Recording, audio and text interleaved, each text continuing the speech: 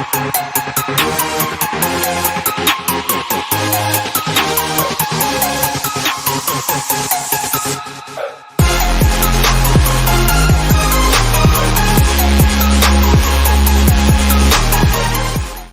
morning. Oops. Maybe?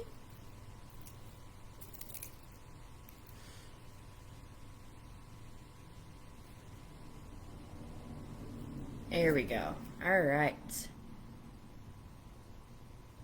Good morning, Facebook. Gonna get Instagram going here.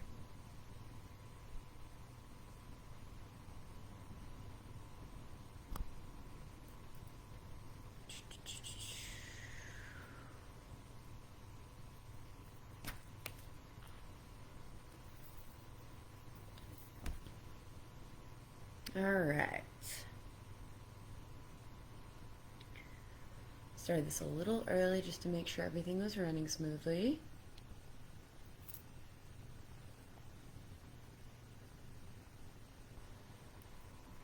All right. Good morning. Welcome to the PT on Ice Daily Show. My name is Megan Daly, coming to you from Scottsdale, Arizona. I help out. Yes, sir.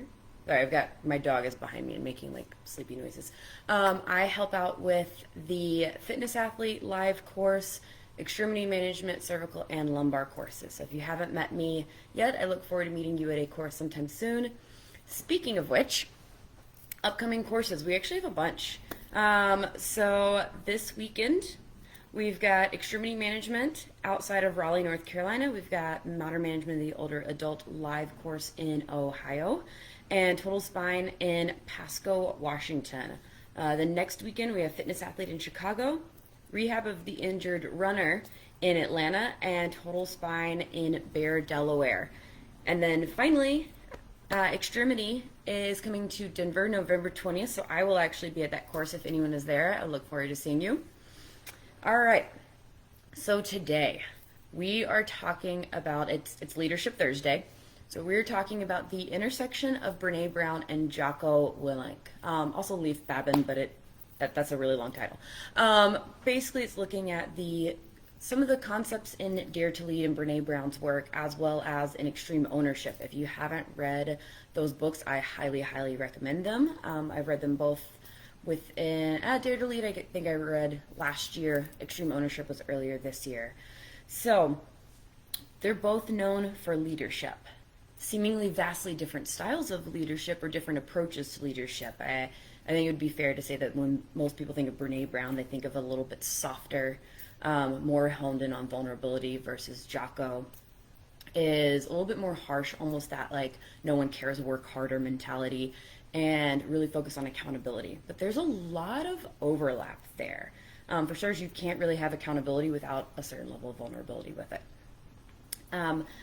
The biggest part, though, is they both talk about clarity, whether that be in accountability, whether that be in vulnerability, however you want to look at it, there's a lot of clarity in how that is really, really important in leadership.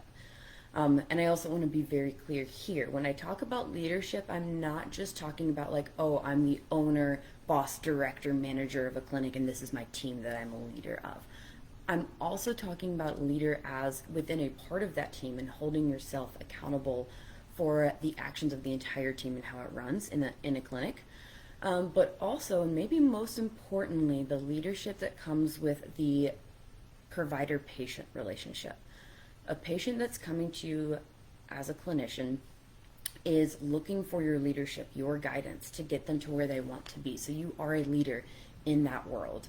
And so everything that I talk about today, I am going to give some very specific examples, but for the most part, all these concepts, I really want you to think about how can it be best applied to me, no matter my situation. You are a leader as a clinician, period.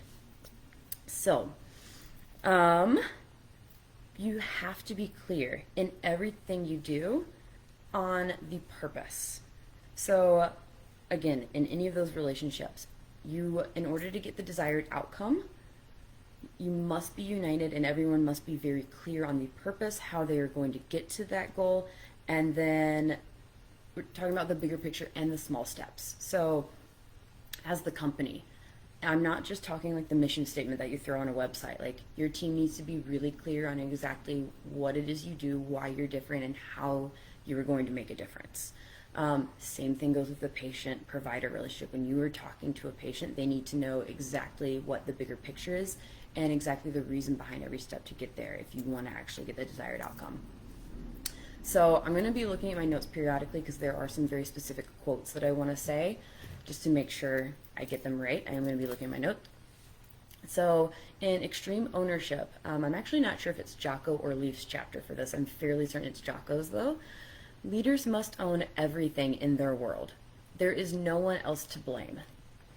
And in speaking of the team or even the patient, they must believe in the plan they are asked to execute, and most important, they must believe in and trust the leader they are asked to follow. Brene, on the other hand, actually basically says this exact same thing throughout her teachings. So a quote from her that's very well known is, "Clear is kind."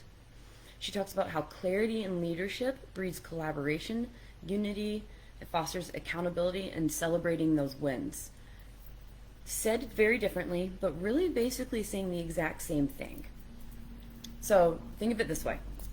Have you ever had a manager or someone of an authoritative figure give you a directive without an explanation? Now, if you're military, understandably so, like some of that is just known. But here's the big part. Have they already built rapport with you? Do they already, like, have you already come to a unity, like a unified team ideal where everyone is very clear on the purpose? If not, chances are it didn't feel very good to get a directive without an explanation as to why you're doing it or what the purpose is behind it. Have you ever been given a task without clear directives? Did what you thought was right and it wasn't actually the desired outcome, so then you got in trouble for it. Or maybe not trouble, but you know what I mean. Like, it still, again, doesn't feel good. Don't assume that anyone that you're working with knows the process, knows your thoughts behind the process and how you're going to get there and what the desired outcome is.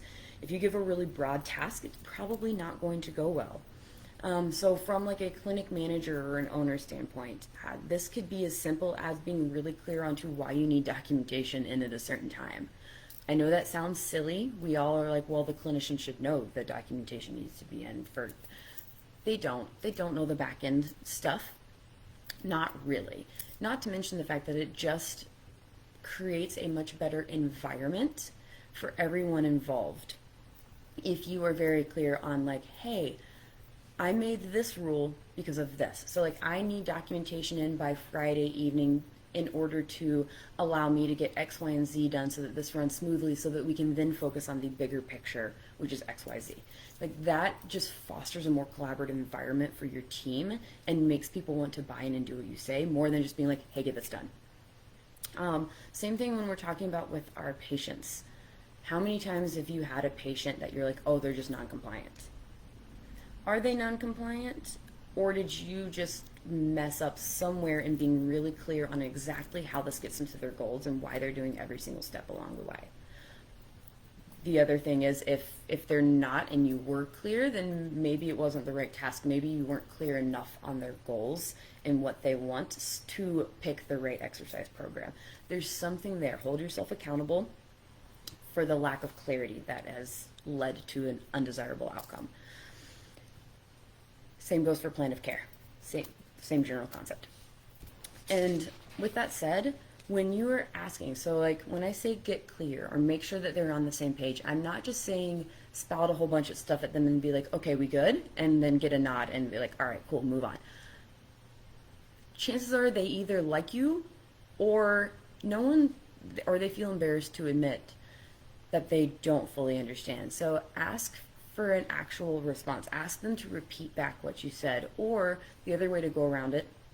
So I like the idea of having someone repeat back or be like, okay, exactly what does done mean when you're in a team environment. If you're talking about a patient and you haven't quite built that rapport yet, it might be tough to get that back. Another way you can go about it is be like, okay, here's what I'm saying, and give a very clear, concise, like kind of finisher, like wrap it up very nicely for them, and ask them, do you have any questions? Is there anything else you would like to add? It's very similar to like if you've been to our spine course, we'll talk about the body chart and how we go over it with the patient and be like, okay, this is what I heard, and talk through all of it, and then finish with, is there anything else that I missed? Is there anything else that you would like to know? That is the kind of environment that breeds that collaborative clarity and will make for a much better relationship and more likely to get the outcomes that you want. Same thing goes with when you're talking about plan of care or an HEP with a patient. Make sure that there is clarity there. Go through exactly what you want them to do, exactly why you want them to do it, and then you can ask questions like, is there anything in your schedule that you could see hindering this? How can I best help you make this happen? And then get creative on ways to, or think about ways that you can have them basically repeat back exactly why it is that you were asking them to do these things, to make sure that there is clarity, and then it gives you the opportunity to have further discussion if there is not. Because if there isn't clarity in any situation, but the task isn't done, or so like if the task ends up not being done correctly, then it is on you to step back and be like, okay, where did I go wrong? Where was I not clear enough? Get really curious. Could you have been more clear? Was it too broad of a task or explanation, so there just really wasn't the opportunity for clarity in there? Did they have an external factor going on? This could be mental health concerns, family emergency, anything of that nature, but being able to get curious as to why the outcome that you were going for didn't happen. Again, whether this be the team clinic environment or the provider-patient relationship, that being able to ask those questions and gain clarity there is just going to help foster a better relationship. So what I'm talking about here is healthy confrontation. This is another thing that Brene and Jocko really align on when you start listening to the underlying messages. So Jocko will say it as, it's not what you preach, it's what you tolerate. Meaning, if you set expectations yet then accept subpar results, that's now the standard that you are allowing. Brene will say it as, integrity is choosing courage over comfort. It's choosing what's right over what's fun, fast, or easy. And it's practicing your values, not just professing them. So this could be applied to pretty much anything in life, but it's especially imperative with leadership. These are talking about having those hard conversations, being comfortable with approaching these kinds of questions, getting curious, opening up that dialogue, not just settling because it's easier in the short term or more comfortable for you. It's easier to nod and smile rather than to say, can you expand on that? I don't fully understand. It's often easier and more comfortable to beat around the bush, give generalized positive feedback or half-truths to an employee, a student that you're working with, a patient, whomever, to make them feel better. I'm going to put that in quotation marks because you're really not you might be making them feel better right now, but you're actually hurting them in the long run. You're hindering their growth, and all you're doing in the short term is really just making yourself more comfortable, but it's going to get way harder for you in the long run when you do that. It's easier to stay at a subpar clinic where, for whatever reason that is, but if you're not happy in your job and blame other factors, then own up that you were choosing to stay there for whatever reasons. It's easier to label a patient as non-compliant than to own that you weren't clear enough in some aspect. So again, I talked about how that's why it's really important to establish really specific defined goals. And I'm not talking what insurance wants to hear in the documentation. I am talking like, hey, I want to be able to get back to snatching 135 without pain. I want to be able to play with my grandkids, which would then translate into I want to be able to pick my grandkid up and they weigh X amount. You need to have stuff like that. I understand it's going to look different when you write them on documentation, but as far as the patient, that's what they need to be able to relate to. People don't understand. Now granted, a gym goer is going to understand a very specific weight for like a squat. Someone who doesn't have gym goals isn't going to necessarily understand that as their goal unless you relate it to something emotional. And even one could argue the gym goals really are emotional. It's more that they want to stay in the gym, they want to be able to do the things that they love. People will make all kinds of excuses to get something done that has an emotional tie to it. That's where those goals are really important, and you need to be really, really clear on those and really clear on the purpose of everything you're doing to get them there. As soon as you have that emotional tie, it'll work a lot better. And again, make sure you have them repeat back why they're doing these things and how it ties into their, I'm going to call them emotional goals, because that's really what they are. Okay, so all of these things that I just mentioned, yes, they're easy in the short term to nod and smile, to beat around the bush and give half-truths, to not be clear. It's going to make it much harder for you in the long run, so be really clear up front. Get clear and get curious to ensure that the overall theme that I'm really wanting to portray here is collaborative clarity in leadership versus command and control. It's going to make it such a better working environment for everyone involved, and it's really going to foster much better outcomes. No assumptions allowed.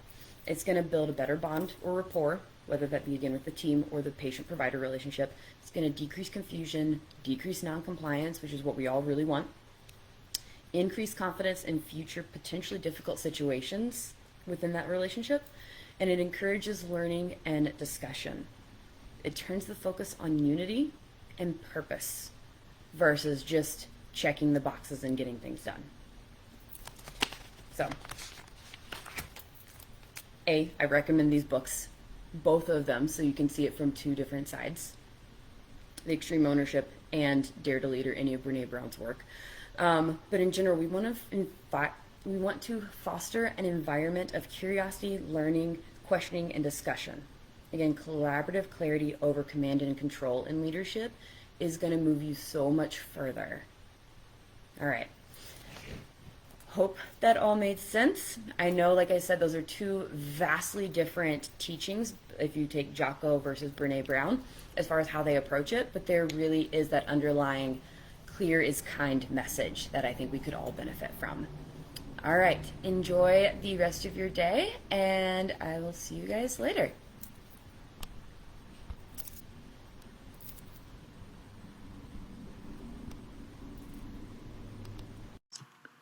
Hey, thanks for tuning in to the PT on Ice Daily Show. If you enjoyed this content, head on over to iTunes and leave us a review. And be sure to check us out on Facebook and Instagram at the Institute of Clinical Excellence.